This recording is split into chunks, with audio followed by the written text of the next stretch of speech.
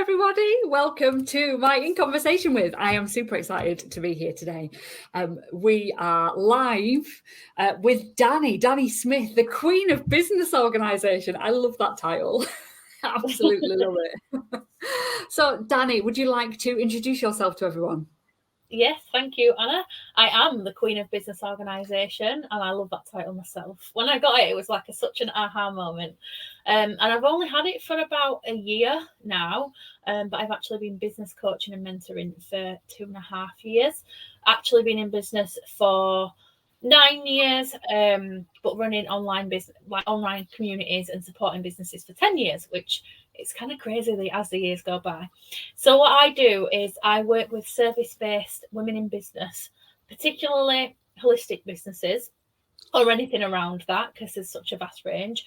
And I help them to create simple systems, emphasis on simple, because we want to keep business simple, to grow and scale their business. And it's usually that I find people as doing, like, they're either starting up and they want to, grow it, or they've already started, but they're doing everything one-to-one and they want to start putting strategies in place that can grow their income and increase their profit, like with different streams of income. And so that's what I work on, and in a simple way. And as a result of all of the work that I do, there's 3 key areas I focus on: saving time, because as being the business organisation queen, I have to help you save time and organise your time, increase your productivity, again, being organised with your productivity, and earn more money doing that. So those are the 3 things that I focus on. So that's me, and that's what I do. It's exciting. And you're Yorkshire lass like me. I am, yeah. All the people are. Oh, we're just alienated. 95% of our audience. I know. Sorry, guys.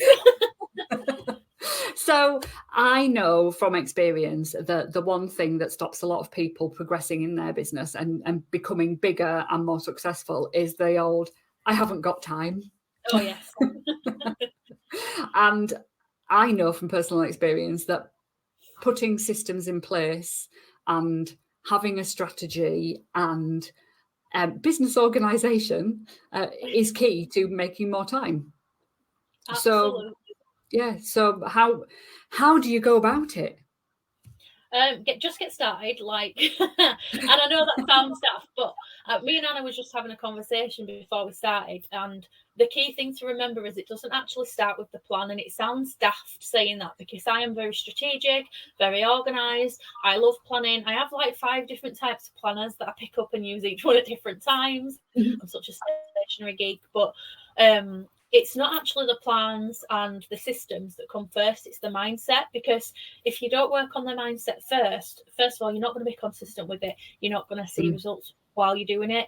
And so it is working on the mindset first, because when you're in the right place to take action, you're going to, like I say, create those healthy habits and be consistent. You're going to take that action. And it's all about that first. So that's where I'd actually recommend getting started with the mindset. And I'm always honest that I'm not great with the mindset work and consistency of that myself. I'd rather spend like hours planning with a notebook and pen.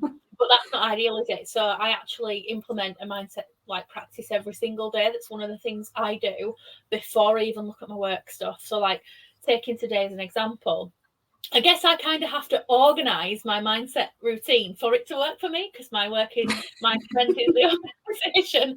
So I actually organise the mindset routine. But like today as an example, I got up, I did yoga first, just 10 minutes. Absolutely love it first thing in the morning. Have my coffee, my journaling, affirmations, a bit of EFT. If you don't know what that is, it's emotional freedom tapping, and I love it. I definitely recommend it. And then I do a little bit of reading, usually business related, self-development book, just because I'm obsessed with self-development. And then I will actually start work. And it sounds like a lot, but that's all. It's like an hour and a half I spend, and you don't have to spend all that. And I always say do what's right for you, but it does sound like a lot. But all of that prepares me in the morning to be in the right mindset, to be in the right place, to show up like no matter what. Because one common thing that myself and many other mums might realise is that you might do all your stuff in the morning, and then I always say the kids walk in, and that can change my energy. So what I've done before that is going to massively impact my energy and how I react and respond to them. So I'm either going to react in a negative way, which then goes kind of downhill. It's like a spiral. Or if I've done the work beforehand, I'm going to be a little bit more positive, like, come on, cheer up, let's move on, or, you know, deal with the kids, and then I can move on and then tap into the work that I need to be doing. So I definitely think mindset is the first place to start. And second would be time. So like Anna mentioned, time. And what was the question you said everybody always asks you about time? I haven't got enough time to scale. I can't fit everything in. Yeah. Get it all the time. It's ironic though, isn't it? Because if you don't actually make a change within the time and how you manage it, then you're not actually going to scale anyway. So it's really interesting that we kind of, and I hate saying this because I know people don't like it, but I think I hate it because I didn't used to like it, because I was one of those people that didn't like to be told it's an excuse. But it is, because I talk from experience. I sat here like, I don't have enough time. And I'm not going to lie, at the time when I used to say that, I had an employed job. I ran 2 businesses, and then I did like, it was like a direct sales business actually, because I was like an affiliate, but we were in a part of a team. So it was very much like the direct selling format. And I was part of that, and I had that job as well. So it was kind of like 4 jobs essentially. So yeah, technically maybe that is not having much time. But interestingly, I always use this story because I was doing all those 4 things with 3 children and a disabled husband. And actually, I was making money from my businesses consistently. And I was making it, because a large part of that was my NHS money. I do miss that, I'm not going to lie. But it wasn't easy, so I prefer the easy money. Thank you very much. But a lot, yeah, so that was like a lot, and it was like the most I'd ever earned. Did I burn out? Yes, but I started to learn that I needed to be organised, so I didn't burn out. So it does impact your health as well, if you don't organise your time within your business. Yeah, this time thing, it's such a mindset thing as well, isn't it? We say it's an excuse. Yeah, it is an excuse to ourselves. And I think sometimes, and I talk about this all the time, when you change that phrase, I haven't got time, to how can I find the time? Goodness me, that makes a huge difference. That was one of the first things I actually did. I don't know where it came from, but since I said it, I was on a live training and I said it in one of my challenges, and everybody, it was like a light bulb went off when I said, like, I don't, to how can I, or can I do this? And it was like a light bulb. But when I said it, and then I heard it everywhere else, and I was like, oh yeah, I'm onto something here. And I do this with planning actually. So like, whether it's planning my time or what I'm going to do with like a strategy, if I'm sat here thinking, oh God, how can I sell out this course, or not how, I'm sat here telling myself I can't do this, can't do that, then I go to the, well, how can I? Because it's instantly things, I keep getting ideas when I change it to how. So I don't know why, but it kind of psychology. It must be, psychology has a lot to play in business, doesn't it? Because I start, if you think you can't, you're right. It's so true though. Yeah. Because when I do it and I just switch that one thing, I start writing a list. Oh, I could do this. Oh, I could do that. And before I know it, I've got all these activities, actions that I can take, that I can put into the plan. And I think this is so apt for you coming on and talking about business organisation, because lots of people in here are mums, they have full-time jobs, they have all these things going on. And it's another thing that I hear all the time is, I can't make a plan because my business is too unexpected. My life is too unexpected. I can't plan. I can't put strategies in place. I can't form habits because, and it's like, there's always a because or a but. There is. Yeah. And I get that, because I even sometimes now feel that, because we have, like my husband has a lot of appointments, and like I actually mentioned this to Annie yesterday, one of the biggest struggles for us at the minute is his ADHD brain. He can't remember when the appointments are or retain the information from the appointments, which means that he'll tell me one thing, but it's actually another. And I find out last minute, and I'm like, and being someone who's very organised, that presents an issue for me, because I like to know what I'm doing when. And we do have curveballs in life, every single one of us. It's not just you, it's not just me. And I think we just have to take them as they come. And it's about that reaction to it as well. So like, if something does come up, or something does throw you off because you're a mum, because you're a carer, or whatever it is, and because of your job, it's about just taking it in that moment and adjusting and going from there. Absolutely. Like we have things dropped on us all the time, like A&E trips, doctor's appointment, blood tests, all sorts, mainly because of the health of my husband and my son's appointments. But it can impact us. But we have to kind of just get into that mindset that actually we can deal with it, and it's not worst. Like we can look at it in two ways. Like in worst case scenario, you have to move something. It's either when this curveball throws you off, oh, I can move it, I can deal with it, or I can sit and complain about it for the rest of the week, and I've actually been unproductive all week. And I laugh because I've done that before. Haven't we all? Yeah. And do you know what? Having that business plan in place and being organised, those curveballs and those things that come up and that busy life will become less of a problem. Yeah, it does, definitely. Like I set we're recording this, it's summer. I set my work schedule and I know when I'm working, when I'm not, clear boundaries, which I know are hard to put into practice, but boundaries become quite a big part of being organised as well, because if you're working and you've got your goals, you want to move forward with your business, you need to be clear about what your boundaries are, so that can enable you to do it. Because actually what I've realised is, if we don't say no to things and I'm a people pleaser and we people please, then actually that's our self-sabotage of our own success, our own goals. And it's okay to be selfish sometimes, because actually being selfish, and you might have heard this before, it gets you results, which then is going to impact other people. Like all the work that we do, myself, Anna, you guys listening, like the things we do, the products we sell, the services we sell, everything, it helps people. No matter what it is that you sell, it helps someone. So if you're a success with your business, you're gonna help people in more ways than one. So it does have an impact, and that all started with you being selfish with your girls. Yeah, too right. Which as well, that's another thing that I would like to bring up, is that goal. If you have a goal and you want it enough, you'll work for it. Yes, if you have and a people goal don't and you like want it hearing enough, that. It's true. yeah, it is so true. Every single training I do pretty much starts with, what is your why? Why are you doing what you're doing? Because that is what's going to drive you to take the actions. And a little story about me: I am a wing it girl. I have never been a planner. I've never been one for organising, and I've been in business since 2005. Wow. And I've grown successful businesses. And the times that I've been the most successful are when I've had a really strong goal and I've planned how to get there. I've got organised and I've planned how to get there. And when I wing it, it goes okay, but not to the same scale as when I've planned it. And I think that's a big thing for a lot of people, because a lot of people, especially in the network marketing industry, are scared of making it too structured.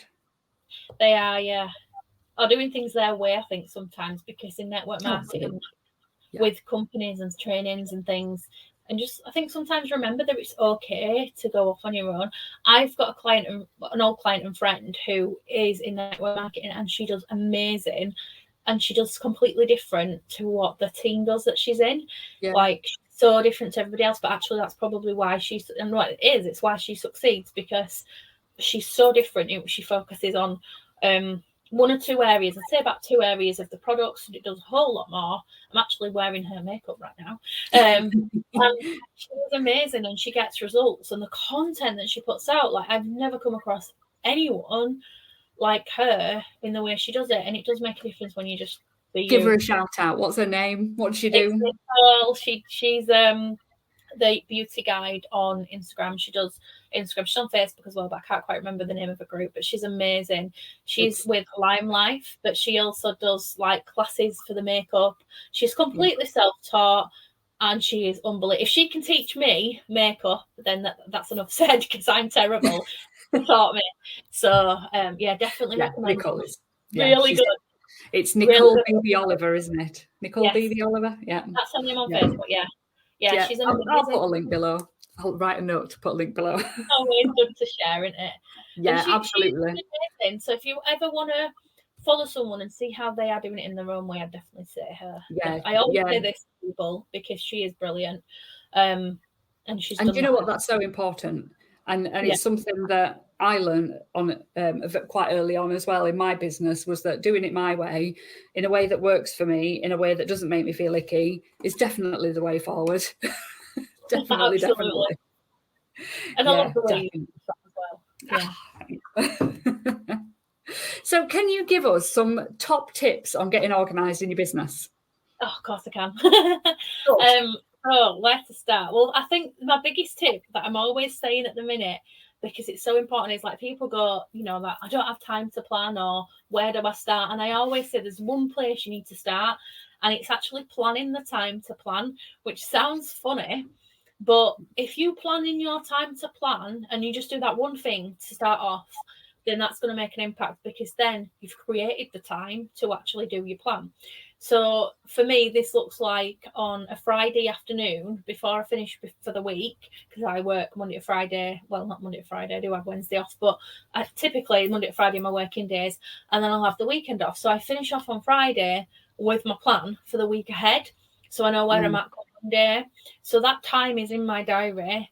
And then I actually, when I do my journaling in the morning, the last thing that I do is I set my intentions for the day. So I am quite excessive. I do plan monthly, quarterly, weekly, daily, because things change. And it's one of the ways that I manage the curveballs. Like if something happened today that threw me completely off, then I know that I can just set it in my daily intentions, what today's going to look like now versus the plan that I created on Friday.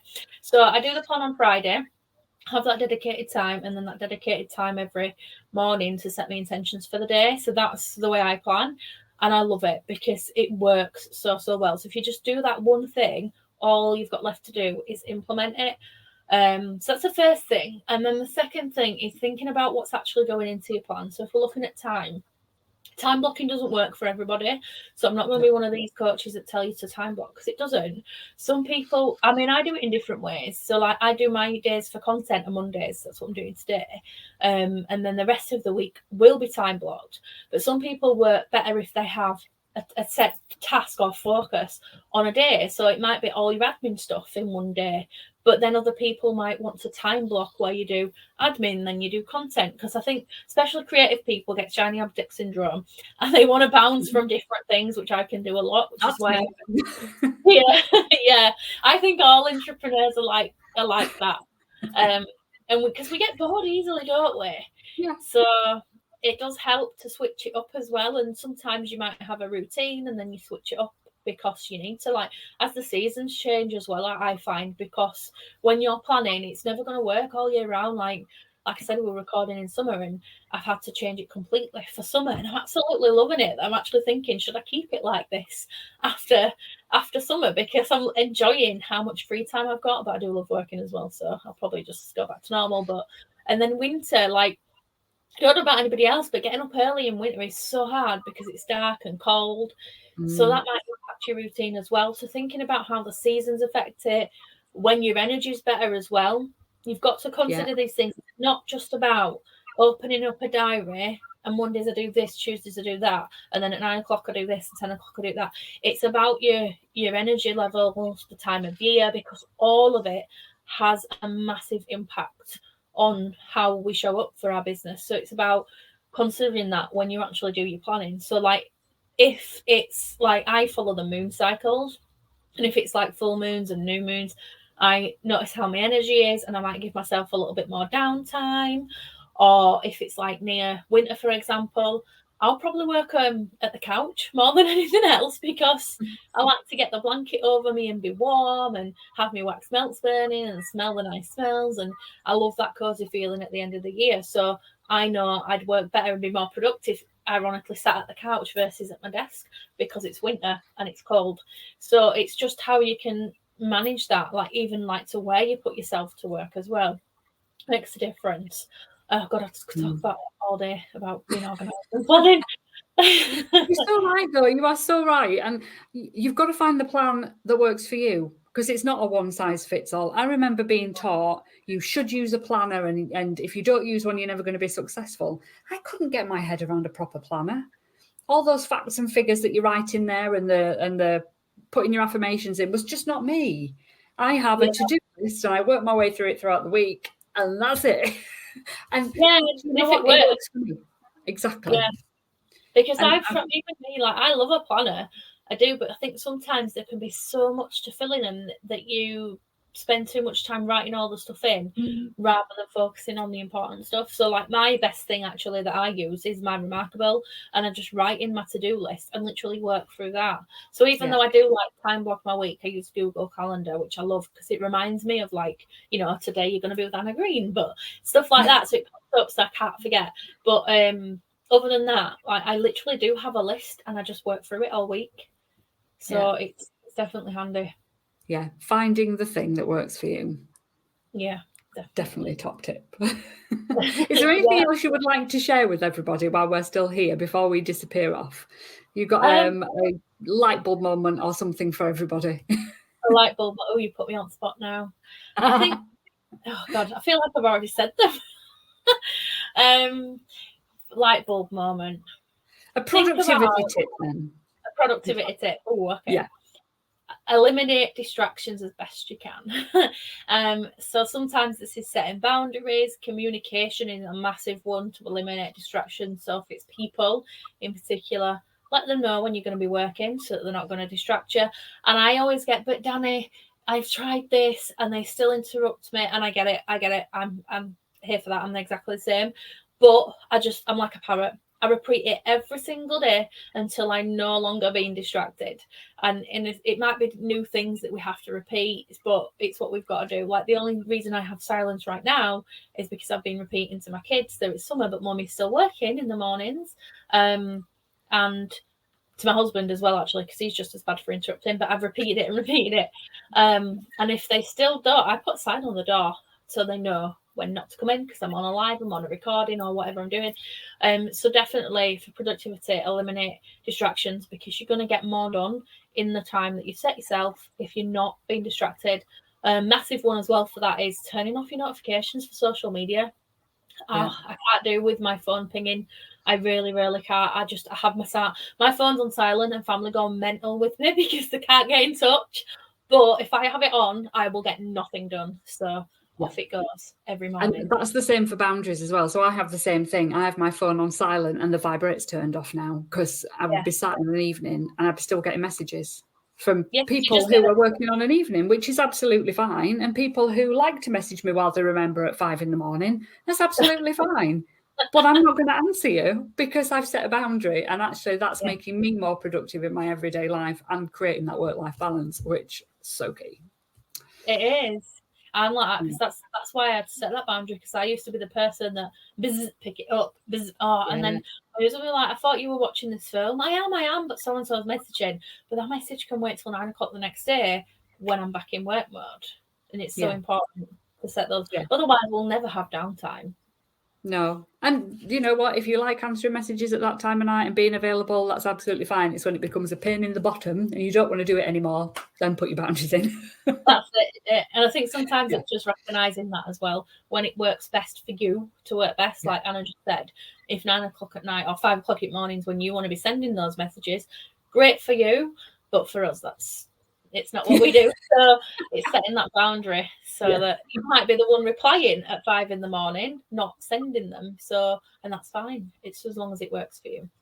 Exactly. Thank you so much for being a guest on here today. I was so pleased you could make it. Would you like to tell everyone where they can find you on your socials? Absolutely. So if you come over on Facebook, I've got the Business Growth Club, which is my Facebook group, and soon to be a podcast under the same name. So it's Business Growth Club with Dani on all the channels. It will be available. And I am on Instagram. Well, I'm everywhere actually at Queen of Business Organisation. Brilliant. Thank you so much. I will see you soon. Thank you.